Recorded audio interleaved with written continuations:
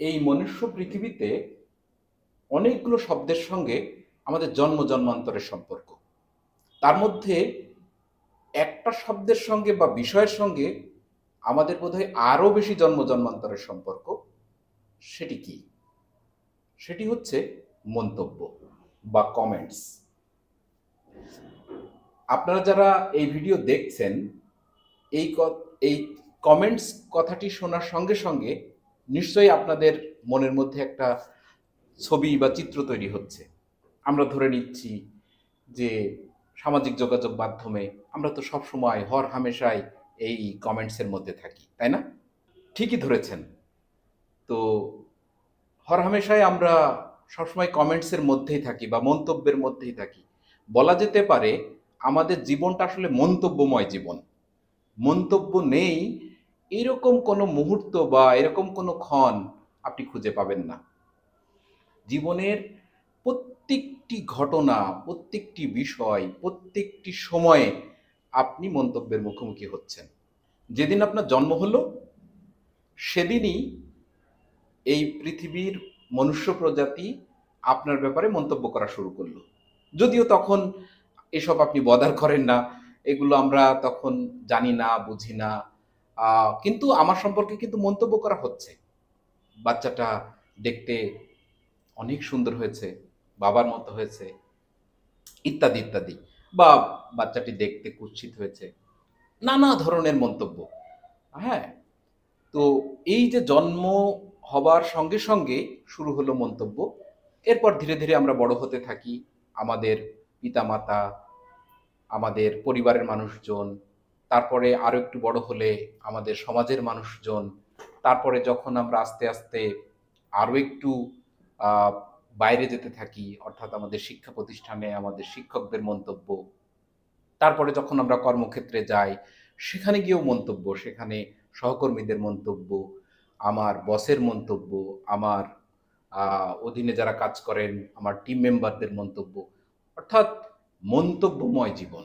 তো আমি ব্যক্তিগতভাবে বিশ্বাস করি মন্তব্য খুবই গুরুত্বপূর্ণ। কেন?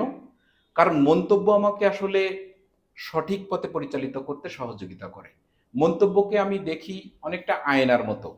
অর্থাৎ আয়নার সামনে দাঁড়ালে যেমন আমার সত্য, আমি যা, সেটা যেমন প্রকাশ করে, মন্তব্য আসলে ঠিক আমাকে আমার যে চেহারা, চরিত্র, বৈশিষ্ট্য সেগুলোই তুলে ধরে। পুরো জীবনটাকে যদি একটু দেখি তাহলে আমাদের সমাজে আসলে মন্তব্য করবার জন্য কোনো সুযোগ কি আছে? আনুষ্ঠানিক কি কোনো সুযোগ আছে? আছে, নিশ্চয়ই আছে। কোথাও কোথাও আপনার মতামত নেওয়া হয়, মন্তব্য নেওয়া হয়। ধরে নেন আপনি কোথাও একটা বেড়াতে গিয়েছেন, সেই জায়গাটা বেরিয়ে আপনি ফিরে আসছেন, দেখবেন যে একটা মন্তব্যের খাতা থাকে, আপনি কমেন্টস করতে পারেন। আমি ব্যক্তিগতভাবে বিশ্বাস করি মন্তব্য খুবই গুরুত্বপূর্ণ, মন্তব্য বিবেচনা করা উচিত। মন্তব্যকারী এবং যার ব্যাপারে মন্তব্য করা হচ্ছে, দুটি পক্ষ, এই দুটি পক্ষের মধ্যে সবসময় মন্তব্যকারী সবসময় একটু সুবিধাজনক অবস্থানে থাকেন, এবং যার ব্যাপারে মন্তব্য করা হচ্ছে, যাদের বিষয়ে মন্তব্য করা হচ্ছে, যাদের জন্য মন্তব্য করা হচ্ছে, তারা একটু তুলনামূলকভাবে কম সুবিধাজনক অবস্থানে থাকেন। এটা ঠিক, কারণ মন্তব্যকারী যা ইচ্ছে তাই মন্তব্য করতেই পারেন। বিশেষ করে সামাজিক যোগাযোগ মাধ্যমে এবং গণমাধ্যমে আপনি দেখবেন যে যেহেতু এটা আমাদের একটা অধিকার, যে কথা বলবার, চিন্তা ও বিবেকের স্বাধীনতা, এটা আমাদের সাংবিধানিক অধিকার। সেই ব্যাপারে আমরা মন্তব্য করি, নাগরিক হিসেবে আমরা মন্তব্য করি। কিন্তু যাদের ব্যাপারে মন্তব্য করা হচ্ছে তারা এটাকে কি কাজে লাগাচ্ছেন? প্রথম ব্যাপারটি হচ্ছে যে তারা এটা কি বিবেচনা করেন, তারা কি এটাকে দেখেন? যোগাযোগ মাধ্যমে মন্তব্য, ধরেন আলোচনার স্বার্থে আমরা ধরে নিই যে রাজনৈতিক ব্যক্তি, রাজনৈতিক সংগঠন, রাজনৈতিক ঘটনা, এই বিষয়বলী সম্পর্কে মন্তব্য। আপনারা ইদানিংকালে দেখবেন যে অসংখ্য বিষয় প্রতিনিয়ত আমাদের সামনে আসছে এবং আমরা মন্তব্য করছি।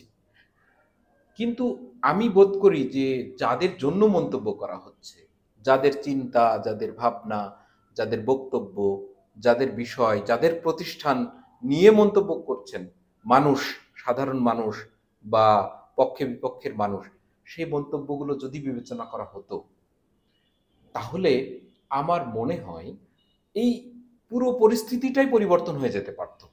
মন্তব্য যেমন একজন ব্যক্তিকে তাকে শুধরে দিতে পারে, তার নতুন পথ বাতলে দিতে পারে, তার নতুন করে চিন্তা করবার সুযোগ তৈরি করে দিতে পারে, তেমনি একটি আদর্শ বা একটি দল বা একটি মতবাদ যখন সে তার মন্তব্যগুলোকে, অর্থাৎ সে তো মন্তব্য, তার মতবাদ, তার আদর্শ, তার দল, তার কার্যক্রম সে তো মানুষের জন্যই প্রচার করে, মানুষের মধ্যেই প্রতিষ্ঠিত করতে চায়। তাহলে সেই মানুষ যাদের জন্য সে প্রতিষ্ঠিত করতে চায় সেই মানুষের মন্তব্য যখন সে দেখে, তাহলে এর চেয়ে বড় নির্ণায়ক, এর চেয়ে বড় সমালোচক, এর চেয়ে বড় ক্রিটিসিজম আর কিছু হতে পারে? হয়?